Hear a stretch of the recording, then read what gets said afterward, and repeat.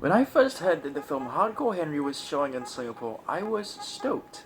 But I was also surprised because Hardcore Henry was a pretty small production from an obscure indie Russian filmmaker. If anything, this really goes to show how much range there is in the films shown here. As an avid lover of film, I have seen very obscure works from obscure filmmakers in obscure countries screened here in Singapore. So there is a lot of foreign exposure. But do they show them in their full glory, or do we cut parts out? I'm going to find out just how hardcore is Singapore.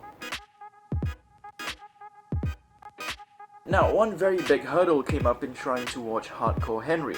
It was rated R21 for violence and gore, and I was only 18 at the time. But that sure as hell did not stop me. No, I snuck into the theater. It was an incredibly complicated process to do it safely and as legally as we could. So I'm not trying to prove that Singapore's film rating system is useless because anyone can just sneak in anyway.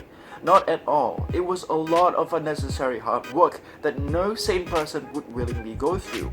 And we all know how strict they are about who they let into movies. The implementation of the system is spot on, but is it justified? And does it do what it sets out to do? Is R21 a bit too much? First off, let me just get this straight.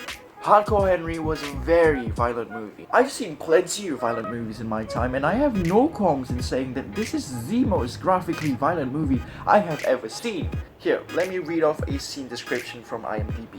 The main character runs up to a man portraying a police officer and grabs his testicles and squeezes them.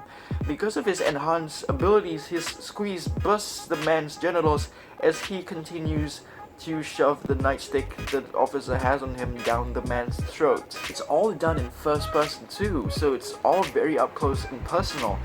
And it kind of feels like you're doing all that sick stuff. But is that R21 rating justified? And isn't M18 good enough?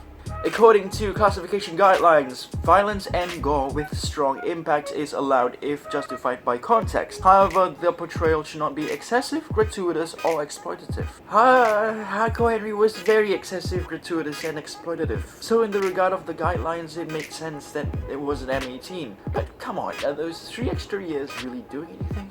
Countries like Australia, the Philippines, and Korea have had their cutoff points at 18 years, while countries like Japan, Denmark, and Norway have had theirs at 15 or 16, and France had it at 12, with warning.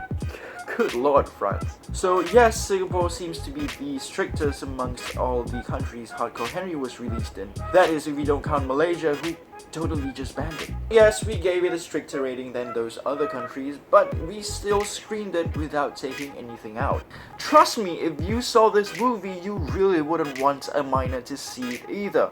If this gets a pass, I'm certain most kinds of violence will get through just fine.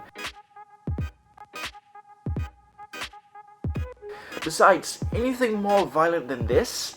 I really don't think I'd want to see it anyway. Of course, you have to keep in mind that context matters a lot too. Some movies may not be as graphic, but still get an R21 rating for normalizing or glorifying the violence. Like 1994's Natural Born Killers, a movie about mass shooters being treated like celebrities. So yes, Singapore is more hardcore than I thought. As long as you're over 21 years old.